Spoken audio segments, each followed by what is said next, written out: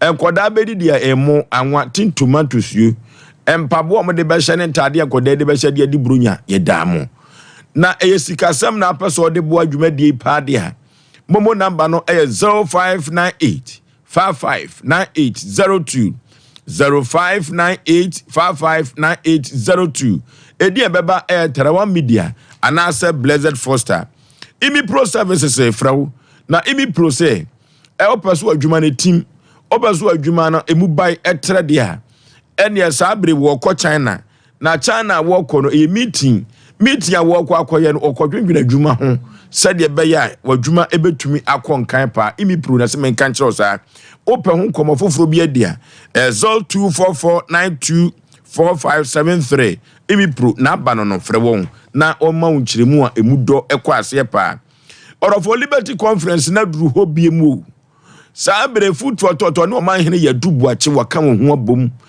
ene o manfo bedi adanse yesa adanse dia edi atwaguo ewo wiase amansan nyina no Liberty Conference nya asem keto akora afi Liberty Conference no ene bosumi mu 26 October memre da ebeni na wotwe ena ye nyina ye bodompem akọ Jubilee Park yakọ Nyankopon ne munyam o say come and be blessed with glory hallelujah eno ti yenko na yenko shi o ma hene yadubu ache na nyoma nkonkai emfama ho obi a nkonua dane so no Nyankopon adom ti ebe papai ewo da no mi amaje bre na me de kase ebrew edi ameje so ene osey ya aboaje ofori so yanye bre na yenti kase mu ensem enka me ya se o man ganam ye o mra awo mam se asem nto wo a obeka se Ghana mra no enya adwuma enso Ghana mra no eye adwuma pa na adwuma eye no ye bawura mra hye bedwafie wona otintim mra edema wo man na ye disuo no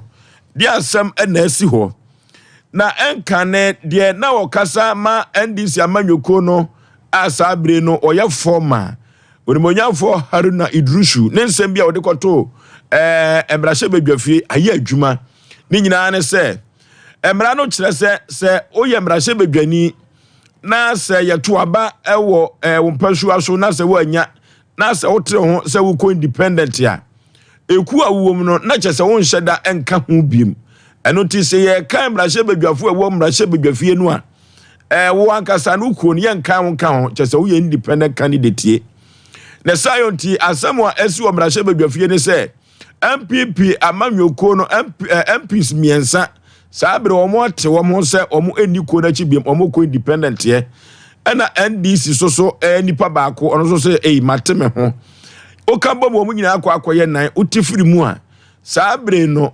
embra no kire se majority ana ekura MPP amanyoko no afiri wonsa ama sese no ekọ NDC fo eho ye komra hye bedwafie na yenkotie emunsem. Order 18 to inform the House of the occurrence of a vacancy of the seat of a member under clause 1B to E, G, and H of Article 97 of the Constitution.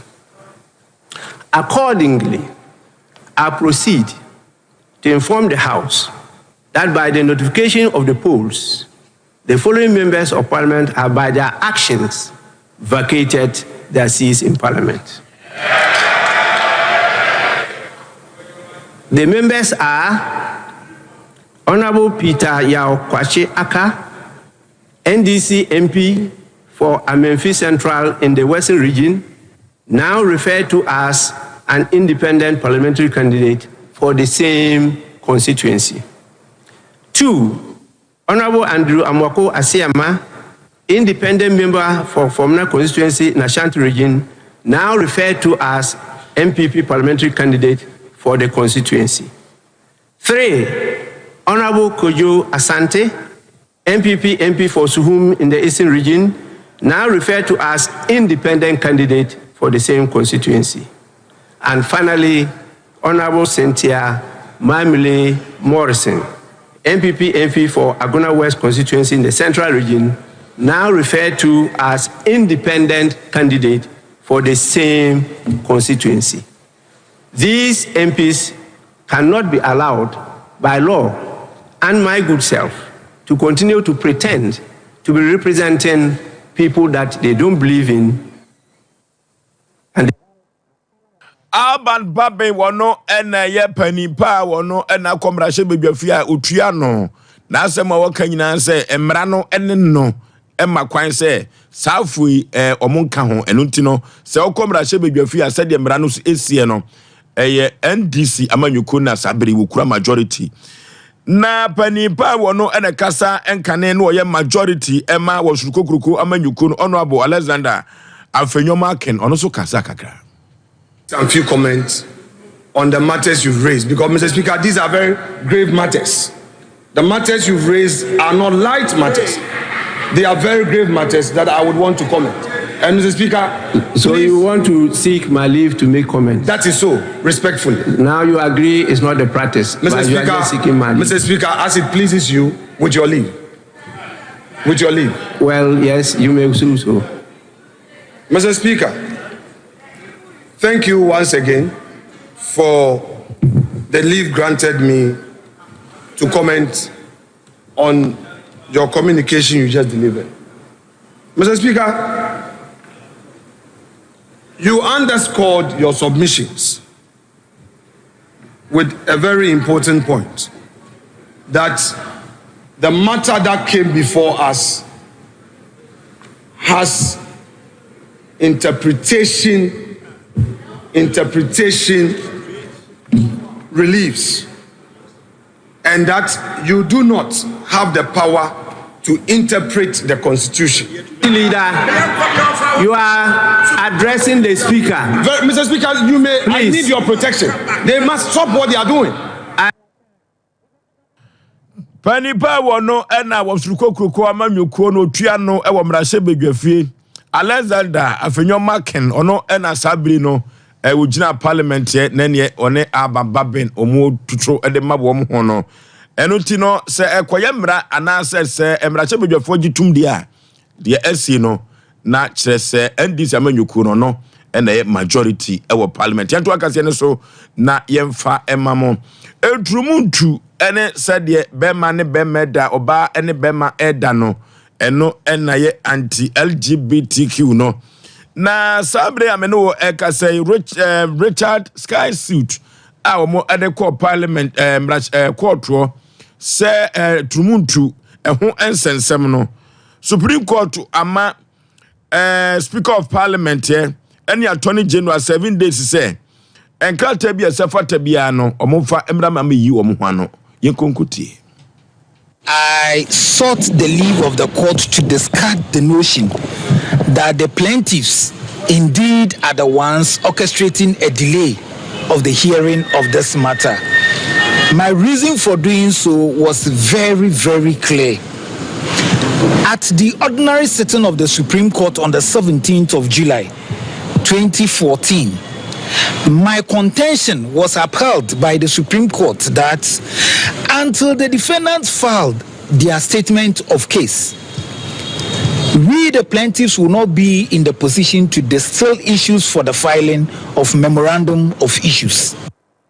I don't think Richard Sky Suit what they ekoto courtro and tumutu and sensem said the Supreme Court was here 7 days no de ama Alban Babe ene Attorney General say omo emfa omo krata nyina emra ene ho sensem ena yikuti ye no de wo to franka ede ama NDC amanyokuo no na oman wadi supen no was debi said the oman no ACM na emo nchim no e was say oba no obetretene no efiri say enwoma enkoso yie sikasema to ape enwoma nyina aginsemu na wo bomb entoa e woni go pram abato mpasua so ene odi atu dwa se omampani na adodanko akufo ado emse wotunko hoda na da woda ene say wonye na adwene ana won kan baabia se free education no enye onokura woku bi nanso so no said the omode ati ayatwapia esi omo ano wo mo we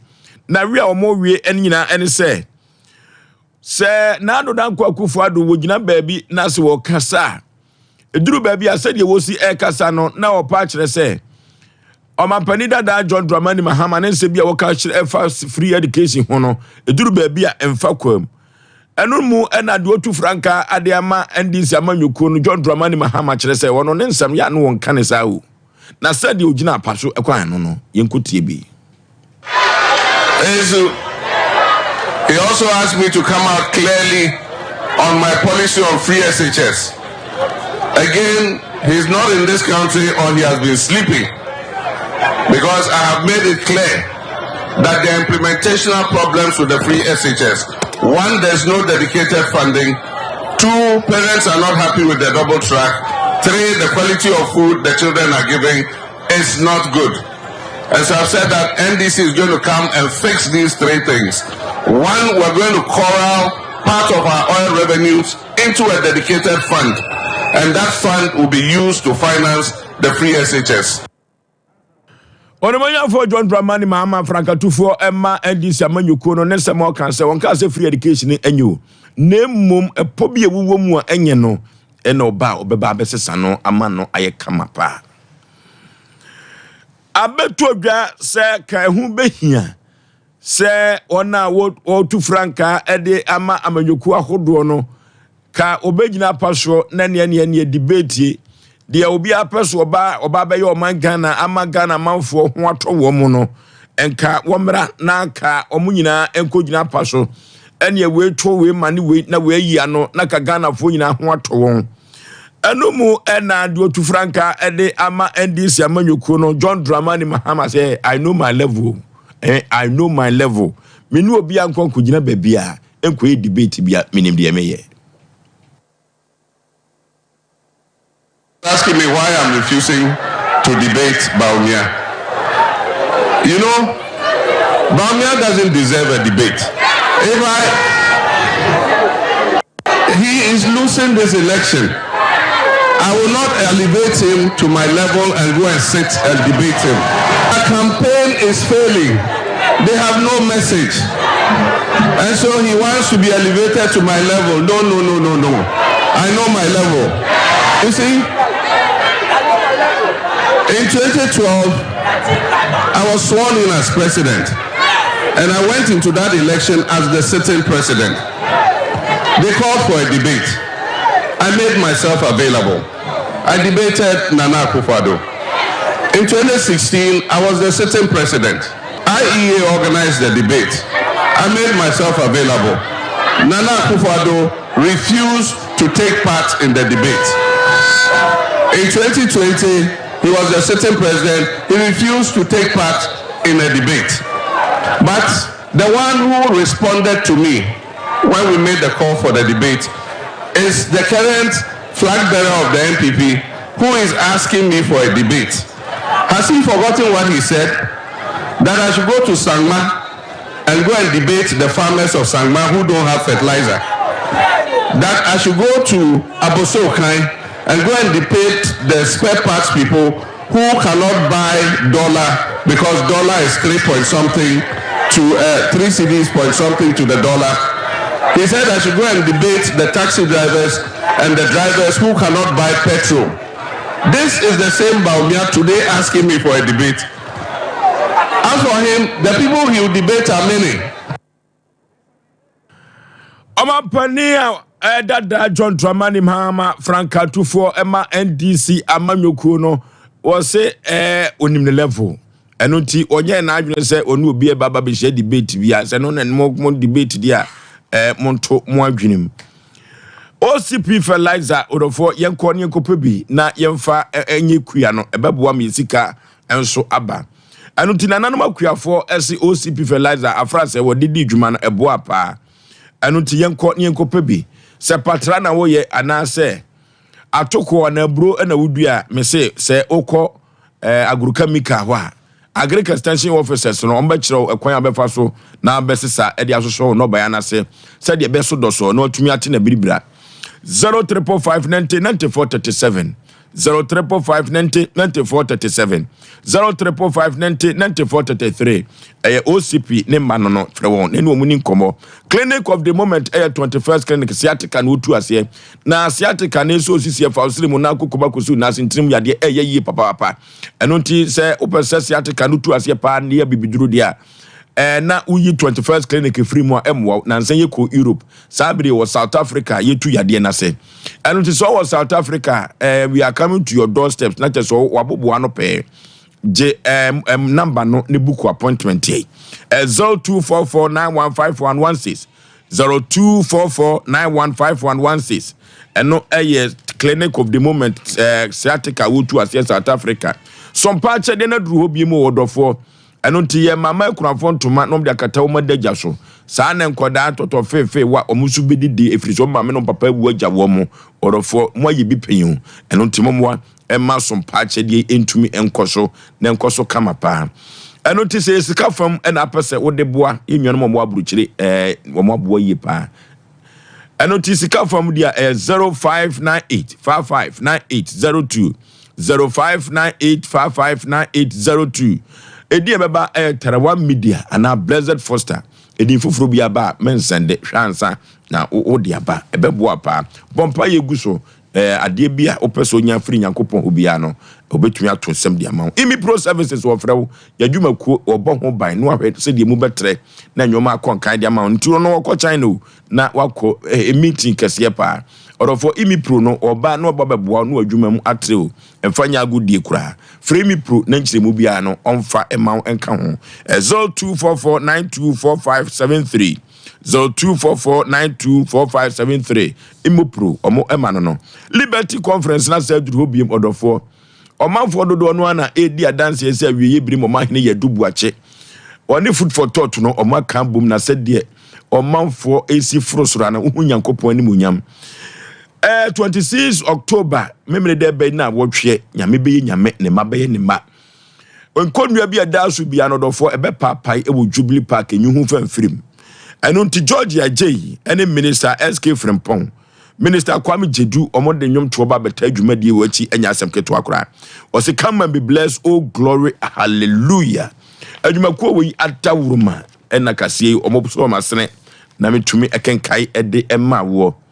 edi ameje so eye ose ya aboaje ofosuo na do chinchi fidie no ede maame eye mianka se menua ba kuku Veronica Janto azuka osi fidie no afrize o fidi demho oye Nigeria ni half Nigeria half Ghana azuka no aha ene ye de kase no ebesi o mahene yadubu ache beto aso no ma wiase nyina ache memamu nyina mo ene tia atena